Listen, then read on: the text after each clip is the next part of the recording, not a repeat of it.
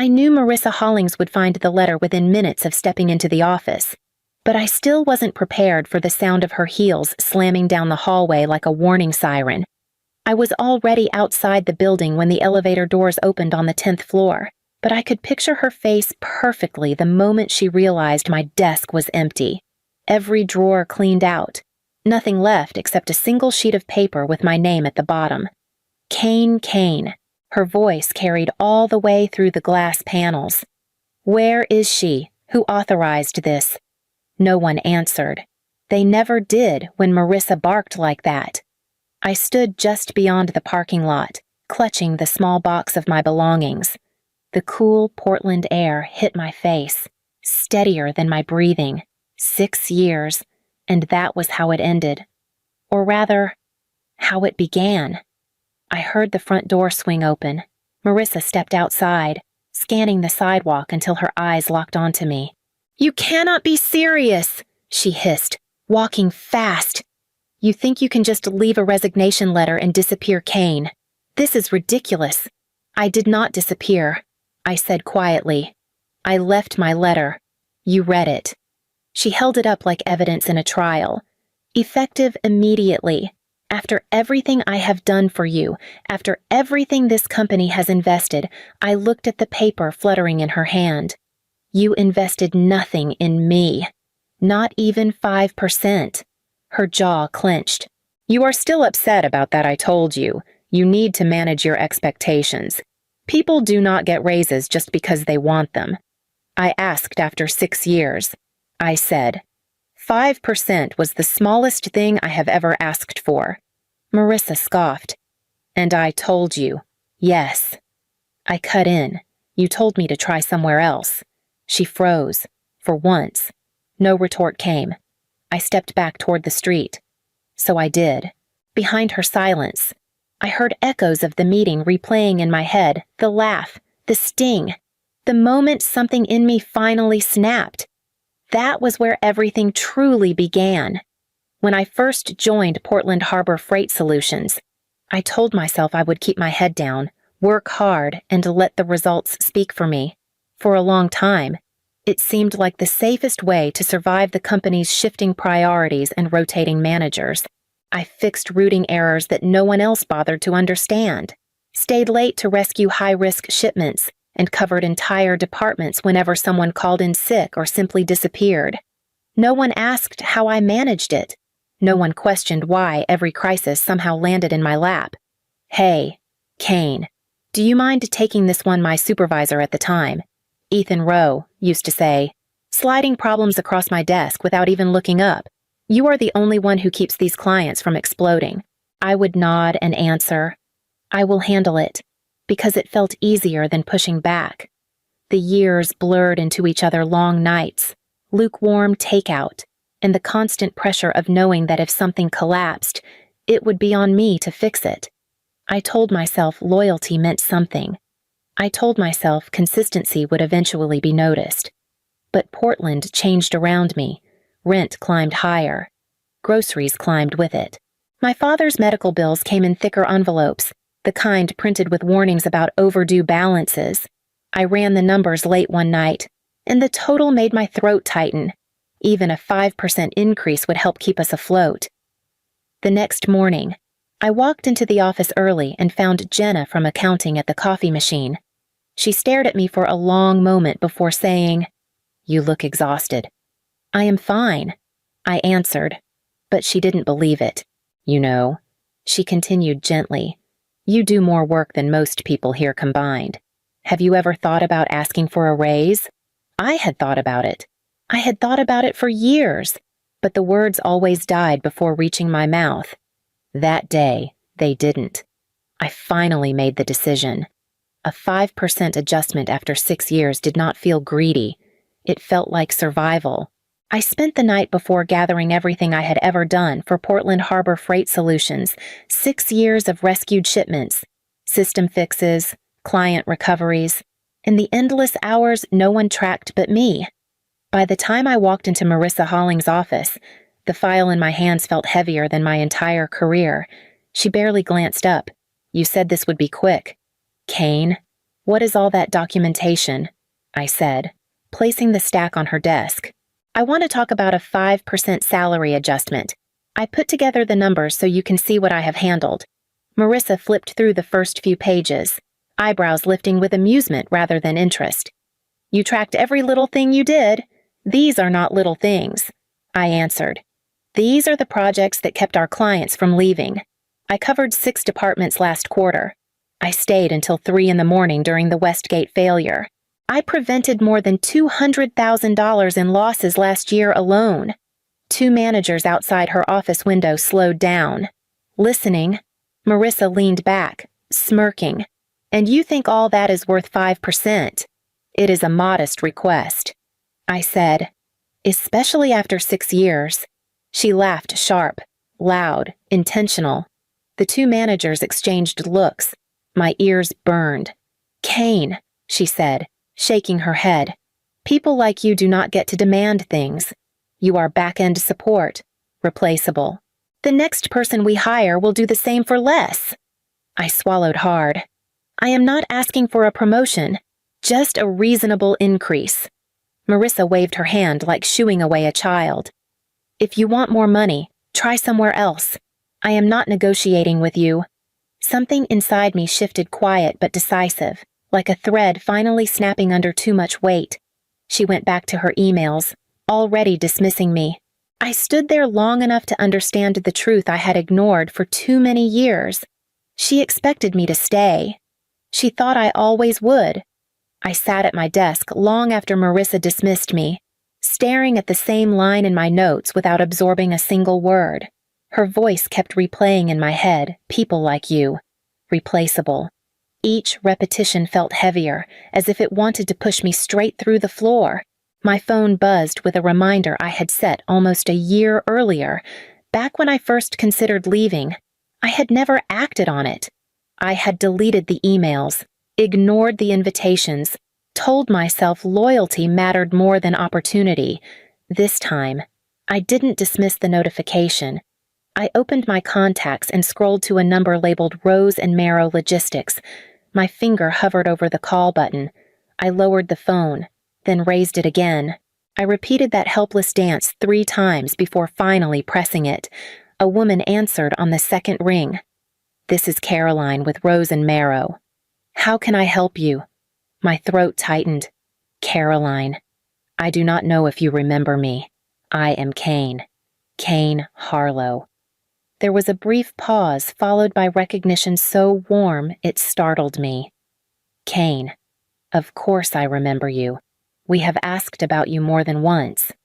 Are you available to talk? My eyes stung. I think I am ready now. Her tone shifted, quick and certain. Then let me say this clearly. We have always kept a position open for you. The words hit harder than anything Marissa had thrown at me. Someone valued my work. Someone saw me without needing proof in a binder. Caroline continued. Our director would like to meet you tonight, if you are willing. It can be informal. Just a conversation. Tonight, not next week. Not after a long screening process. Immediate, confident, decisive. I can be there, I said softly. Good. I will send the address. And Kane. I am glad you finally called. I ended the call and stared at my reflection in the dark computer screen. For the first time in 6 years, I felt something unfamiliar swelling beneath the hurt, something dangerously close to hope.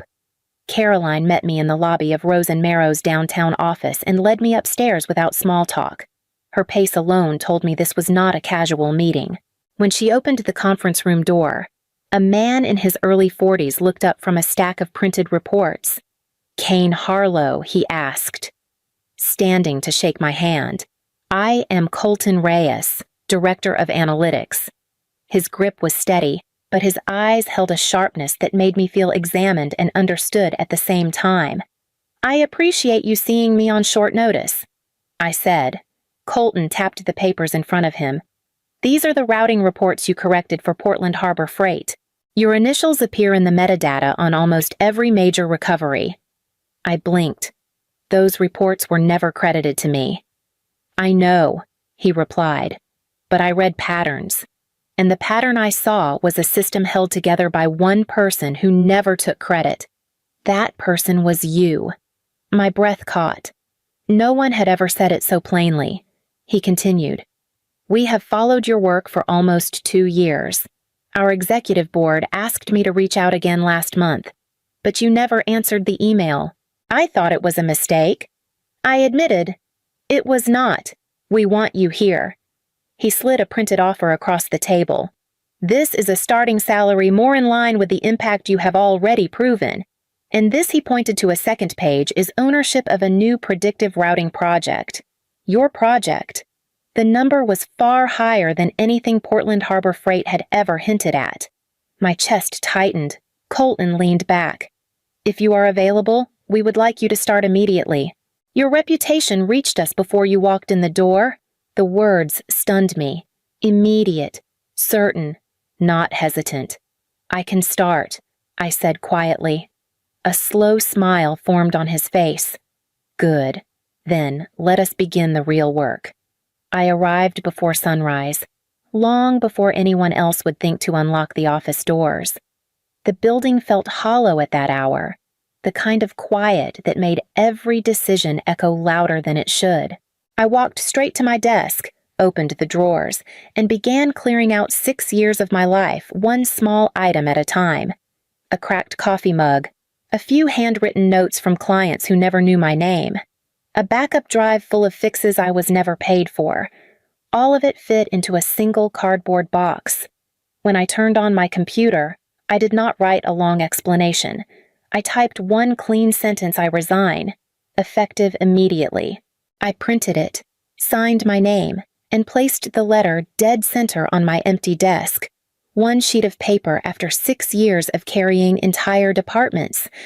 As I walked toward the elevators, I heard voices behind me. Jenna stepped out from accounting, eyes widening when she saw the box in my hands.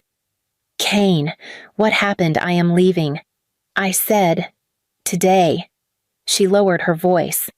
"You mean this is real?" After everything yesterday, I gave her a chance to treat me fairly. I replied, "She made her choice." Jenna pressed her lips together. "Then I hope you find somewhere that treats you right." I nodded, stepped into the elevator, and descended without looking back. The cold Portland air hit me as I exited the lobby. For the first time in years, I felt weight sliding off my shoulders, one breath at a time. I had only reached the edge of the parking lot when my phone buzzed with a message. It was from Owen in IT. "Marissa is here. She just found your desk." Another message arrived seconds later. "She is yelling." I have never seen her like this. I stood still, gripping the box. 6 years of silence had ended with one sentence on a single piece of paper, and inside that building, the fallout had just begun. My first week at Rose and Marrow passed in a blur of meetings, introductions, and projects that actually recognized the work I brought to the table. Colton checked in every morning, not to micromanage, but to make sure I had what I needed. "You are settling in?" he asked on the 3rd day. "I am adjusting," I admitted, in a good way. "You do not need to prove yourself here," he said. "You already did that by surviving what you survived." It was the first time anyone had acknowledged the weight I carried without turning it into a joke. But while my new world was steadying, the old one was cracking apart. On the 4th day, I received a text from Owen in IT. The tracking system glitched again. 3 shipments delayed in a single morning. A few hours later, another message came from Jenna. 2 clients called, threatening to cut ties. Marissa is blaming everyone. The 5th day brought a longer text from a coworker I had barely spoken to in months. "Kane, she keeps asking where you are working now. She looks terrified. I think she knows the system is breaking without you." I stared at the screen, unsure how to feel. 6 years I had begged for someone to see me. Now they finally did, but only because everything was falling apart. Late that afternoon, an email from Marissa slid into my inbox. The subject line read, "Checking in." I opened it slowly. "Kane, I hope you are doing well. I would like to talk when you have a moment. The team misses your presence. There might be an opportunity for us to revisit our discussion from last week. I almost laughed. The tone was soft, sugary, nothing like the woman who had told me to try somewhere else. I closed the email without replying. The next morning, I found a second message. Kane, please respond. We need to discuss something important. Her urgency bled between the lines. The power dynamic had shifted in ways she never anticipated, and I could feel a pressure building behind those messages, something she was too proud to say directly. Colton called me into his office early Monday morning. He didn't waste time with introductions or long explanations. We need you on the Ashford account, he said. It is a high-risk project. The team has been stuck for weeks. I felt a familiar tension crawl up my spine, the same pressure I carried at Portland Harbor Freight, but this time, it came with something different. Trust. Do I have full authority? I asked. All of it, he replied. Do what you think is right. The team assigned to me looked exhausted when I entered the meeting room. A route coordinator named Talia rubbed her temples. Kane, we heard they pulled you in, she said. Please tell me you are not another temporary fix. I do not do temporary, I said gently. Show me the data. During the next 2 hours, they walked me through a series of misaligned forecasts and outdated cost models. It was chaos, but chaos I knew how to tame.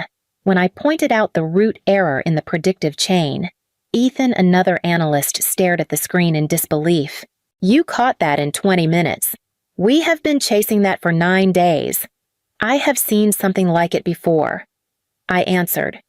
By the end of the week, our numbers stabilized. Delivery failures dropped.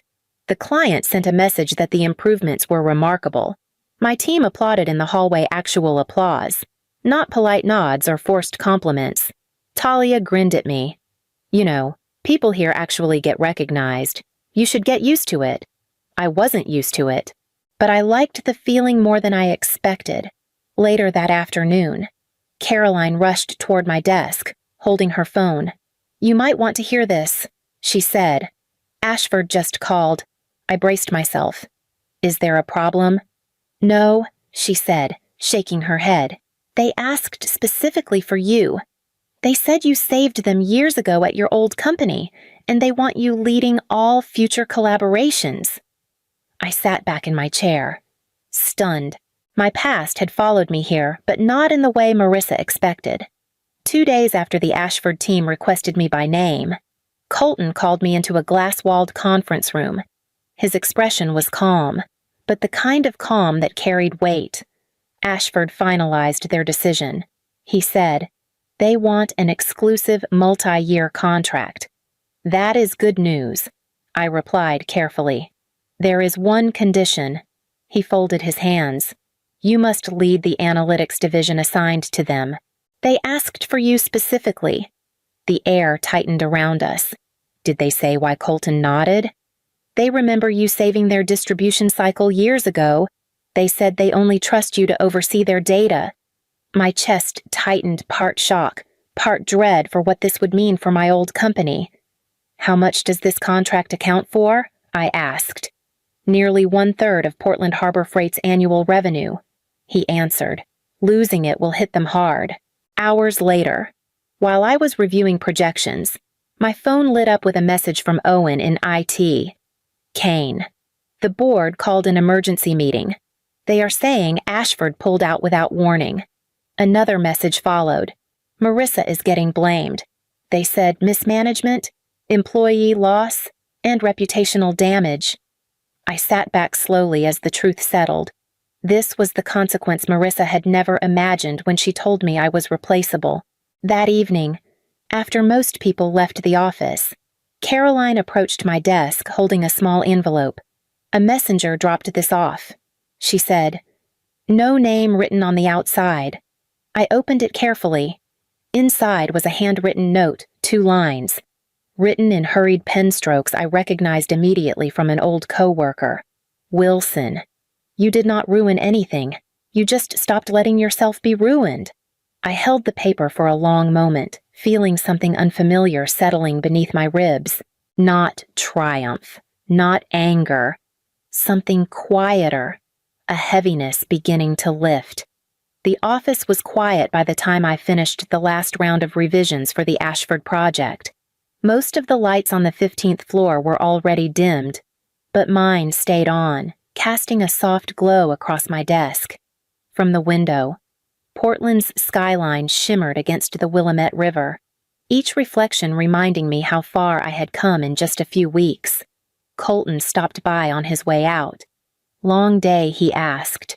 "A meaningful one," I said. He nodded. "You have earned every bit of it. Do not forget that." Then he left me to the stillness of the office. I leaned back, letting the quiet settle. I thought about the woman who had stood in Marissa's office begging for a 5% raise, gripping 6 years of work that no one cared to acknowledge. I thought about how easily she could have stayed, how easily she could have convinced herself that silence was safer than risk. I was not that woman anymore. Earlier in the day, I met with HR and a few department heads to finalize something I had been planning quietly, a mentorship initiative for women in logistics analytics, a structured program, resources, training, and a direct support network, something I never had when I was drowning under impossible workloads and quiet expectations. When I presented the idea, Caroline smiled first. "This is exactly what we need here," she said. "People who lead by lifting others." Colton agreed without hesitation. "Make it official. Start building your team." Their trust settled into me like a steady heartbeat. I gathered my things and walked toward the elevator, passing the glass rooms where my new team had cheered earlier. Before stepping inside, I paused, taking in the view one more time. My resignation had not been an ending. It was the doorway I had been too scared to open. Now that I had walked through it, the world in front of me felt wider than anything I had left behind. And standing there, I felt a pull toward everything I had yet to become.